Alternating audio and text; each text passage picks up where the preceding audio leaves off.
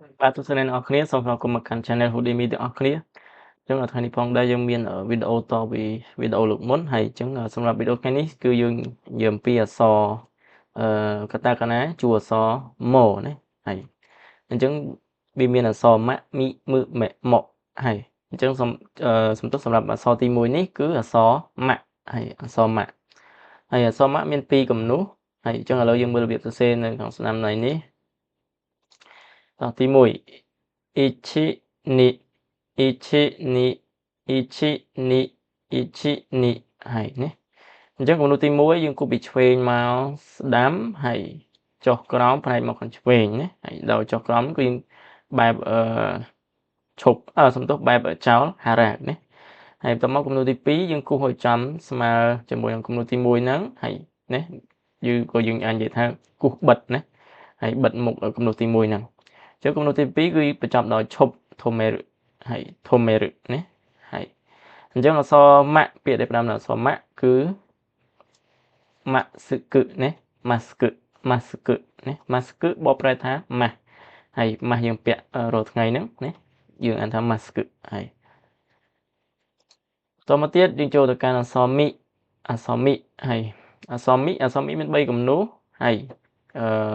គូសស្របគ្នាហើយអញ្ចឹងយើងមើលខាងស្ដាំដៃនេះរបៀបសរសេរទី1 ichi ni san ហើយម្ដងទៀត ichi ni san នេះហើយម្ដងទៀត ichi ni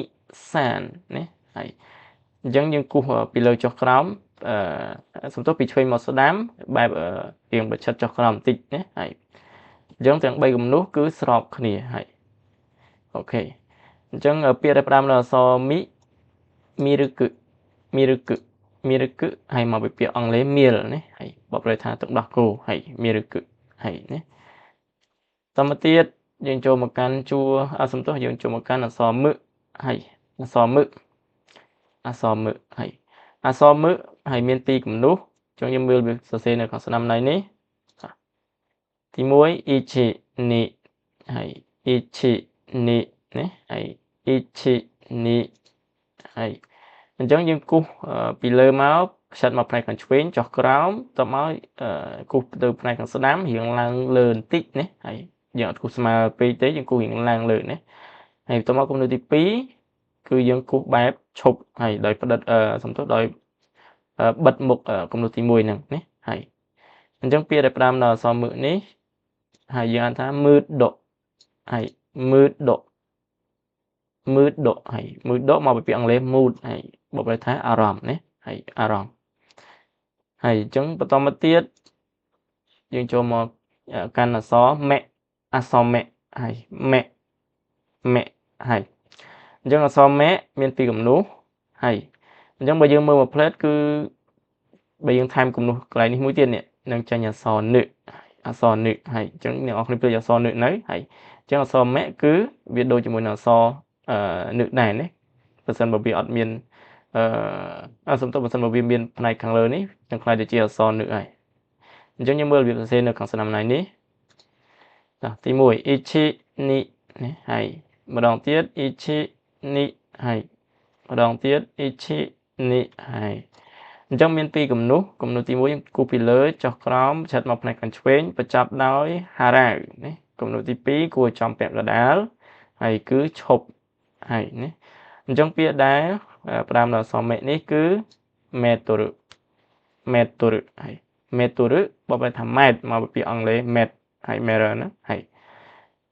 បន្តមកទៀតយើងចូលមកកាន់អក្សរចុងក្រោយហើយអក្សរចុងក្រោយគឺអក្សរម៉កហើយអក្សរម៉កមាន3គំនូសអក្សរម៉កមាន3គំនូសហើយយើងមើលមួយផ្លែតស្រដៀងជាមួយនឹងអក្សរម៉កហិរ៉ាកាណាដែរណាហើយអញ្ចឹងយើងមើលរបៀបសរសេរនៅខាងស្ដាំដៃនេះទី1ហើយ ichi ni san ណាម្ដងទៀត ichi ni san ណាហើយអញ្ចឹងសម្រាប់គំនូសទី1និងទី2គឺដូចជាមួយនឹងអក្សរនេះអញ្ចឹងណាដូចជាមួយនឹងអក្សរនេះហើយយើងគាត់ថែមពីលើចុះក្រោមមកខាងស្ដាំដៃមកគំនូសទី3បូកចូលគ្នាខ្លាយទៅជាអក្សរម៉កហើយអូខេអញ្ចឹងពាក្យដែលផ្ដើមដោយអក្សរម៉កហើយគឺយ៉ាងថា model model ឬបកប្រែថា model ណា model មកពីអង់គ្លេស model ហ្នឹងហើយអូខេចឹងថ្ងៃនេះយើងរៀន5អក្សរហើយម៉ាក់មីមើលម៉ែមកហើយជួយយើងនឹងជួបគ្នានៅវីដេអូបន្តទៀតហើយចឹងអរគុណអ្នកទាំងអស់គ្នា